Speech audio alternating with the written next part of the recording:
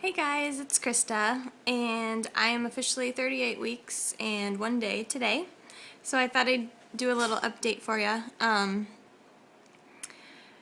much to report on. I haven't had any signs of labor or anything that would tell me that it's coming soon. But you never know. That doesn't really mean much. I think I probably will deliver late, just because my mom was late, like 2 weeks late with all three of us, so that kind of has something to do with it, I think. So we will see. We did have a midwife appointment last week, and that went really good. I was actually really freaked out because I thought that the baby had flipped to be breech, because I kept feeling like this really hard round ball like at the top of my rib cage, like between my ribs. And so I was like really worried all week that the baby had turned breech. And so I told her I wanted her to check. Obviously she checks every single time the position of the baby, but she checked and the baby was head down, way down.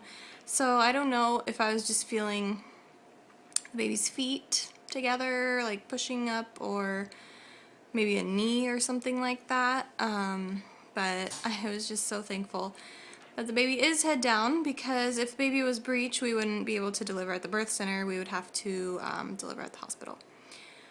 So, I'm very excited about that. Let's see. Weight. I didn't gain any weight from our last appointment, which was 2 weeks, I think, before that. So that was kind of interesting to me. And also I was measuring 35 and a half weeks instead of, I was like 37 and a half. But my midwife said that was nothing to worry about. Sometimes that can happen later on in pregnancy. And so she thinks everything's going well, and we're set to deliver anytime now. So we also took they have a early home class that is required if you're giving birth at the birth center.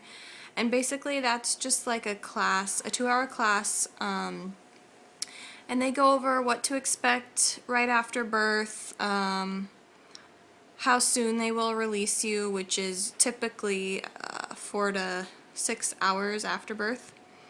And so there's certain things that need to happen in between those 4 and 6 hours before they will release you. Like you have to be able to breastfeed successfully 2 times, and there's a couple other things. I think maybe the baby has to have a bowel movement or something.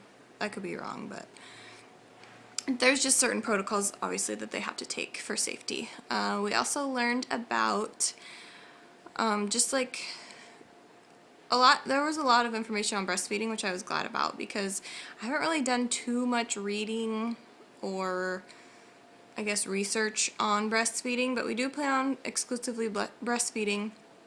So I was glad we got some tips on that, and we got some tips on just like mommy care, in the first couple weeks after birth. We will go back to the birth center 1 to 2 days after the baby is delivered, so they can do a checkup on both of us. And then, like day 3 or 4 after birth, we go to our pediatrician. We haven't officially met our pediatrician, so we are doing a little like interview type thing with him next week. And so we just want to get to know him and meet him before baby comes. He's been recommended by a few people in like the natural family community. There's like a natural family Facebook page for our city here, and so I asked around on there. It's like really hard to find a pediatrician who is more like natural in their approach. And So that's kind of tricky, but we're gonna go meet him and just see if our personalities, click. And our next midwife appointment isn't until next Tuesday, which typically by now in your pregnancy you go once a week to your midwife or OB. But since we are still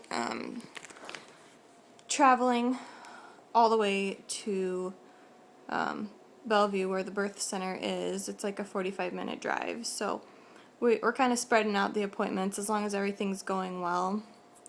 I did do a Group B strep test at my last appointment, and so she said we would talk about that, the results of that, next time. And I'm really hoping it's negative, because otherwise you have to get 2 doses of antibiotics while you're in labor. And for one, I'm allergic to penicillin, so that kind of complicates things a little bit more. There is other antibiotics, but I guess that's the one they typically use. And I don't really want an IV at all, so I'm hoping those come back negative. And let's see here. If you guys have any comments or questions for me, leave them below. I know I said I would do a a birth bag video, and I'm so close to getting those packed. So I'm going to do that, and then for the nursery tour, I'm really waiting on Jared to get the blinds in, because I kind of want it to be a little more complete before I show you guys the nursery. But other than that, I will talk to you guys later. Bye.